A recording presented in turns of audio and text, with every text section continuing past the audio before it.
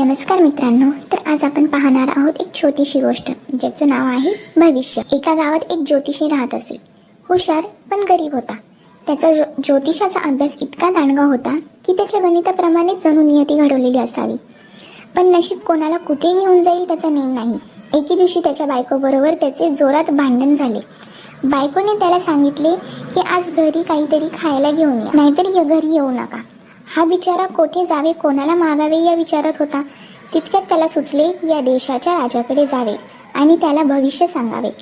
तो खुश झाला तर आपले दिवस चांगले येतील, किमान काही दक्षिणा तरी पदरी पडेल या आशेने तो दरबारात गेला. राजाने सगळी विचारपूस केली आणि त्याला भविष्य सांगायला सांगितले.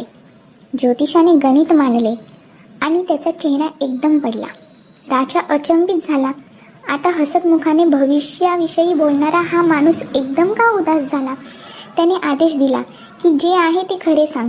त्याने सांगितले की राजा, येत्या काही दिवसात तू मरणार आहेस. हे ऐकून राजाची बोबडी वळली आणि त्याने त्या ज्योतिषाला अंधार कोठडीत टाकायला सांगितले.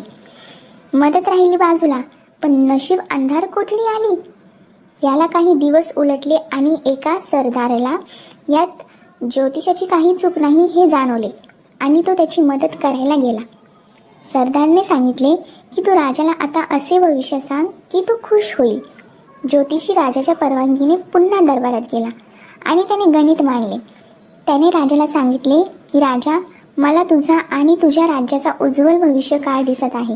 येणारा नवीन राजा हा खूप दयाळू, पराक्रमी आणि प्रजेचे हित साधणारा आहे आणि लवकरच तुझा मुलगा हा नवीन राजा होणार आहे.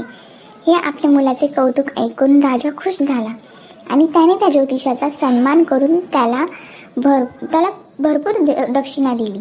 पण प्रत्यक्षात आपला मृत्यू होणार आहे हे त्याने लक्षात घेतले नाही. आजचे तात्पर्य: शब्दांचा वापर ज्याला चांगल्या पद्धतीने करता येतो तो निश्चित यशस्वी होतो. धन्यवाद.